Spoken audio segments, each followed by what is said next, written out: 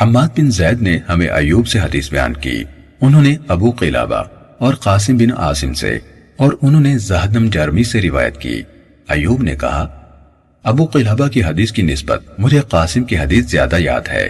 انہوں یعنی زہدم نے کہا ہم حضرت ابو موسیٰ رضی اللہ تعالیٰ عنہ کے پاس تھے، انہوں نے اپنا دسترخوان منگوایا جس پر مرغی کا گوشت تھا۔ اتنے میں بنو تیم اللہ میں سے ایک آدمی اندر داخل ہوا، وہ سرخ رنگ کا موالی جیسا شخص تھا، تو انہوں نے اس سے کہا آؤ۔ وہ ہچکچایا تو انہوں نے کہا آؤ۔ میں نے رسول اللہ صلی اللہ علیہ وسلم کو اس مرغی کے گوشت میں سے کھاتے ہوئے دیکھا ہے۔ اس آدمی نے کہا میں نے اسے کوئی ایسی چیز کھاتے ہوئے دیکھا تھا جس سے مجھے اس سے گھن آئی، تو میں نے قسم کھائی تھی کہ میں اس کے گوشت کو کبھی نہیں کھاؤں گا۔ اس پر انہوں نے کہا آؤ میں تمہیں اس کے بارے میں حدیث سناتا ہوں۔ میں رسول اللہ صلی اللہ علیہ وسلم کی خدمت میں حاضر ہوا۔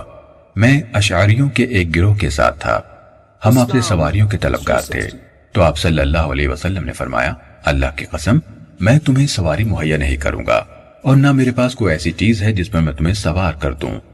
جتنا اللہ نے چاہا ہم رکے، پھر رسول اللہ صلی اللہ علیہ وسلم کے پاس کافروں سے چھینے ہوئے اونٹ جو آپ نے سعد رضی اللہ تعالیٰ عنہ سے خرید لیے تھے لائے گئے، تو آپ نے ہمیں بلوایا۔ آپ نے ہمیں سفید کوہان والے 5 یا 6 اونٹ دینے کا حکم دیا۔ کہا جب ہم چلے تو ہم میں سے کچھ لوگوں نے دوسروں سے کہا غالباً ہم نے رسول اللہ صلی اللہ علیہ وسلم کو اپنی قسم سے غافل کر دیا، ہمیں برکت نہ دی جائے گی۔ چنانچہ ہم واپس آپ کی خدمت میں حاضر ہوئے اور عرض کی اے اللہ کے رسول ہم آپ کی خدمت میں سواریاں لینے کے لیے حاضر ہوئے تھے اور آپ نے ہمیں سواری نہ دینے کی قسم کھائی تھی، پھر آپ نے ہمیں سواریاں دے دی ہیں، تو اللہ کے رسول کیا آپ بھول گئے ہیں؟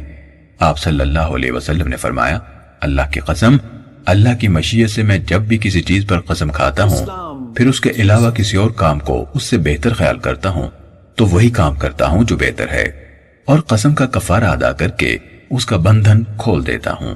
تم جاؤ، تمہیں اللہ عز و جل نے سوار کیا ہے۔ صحیح مسلم۔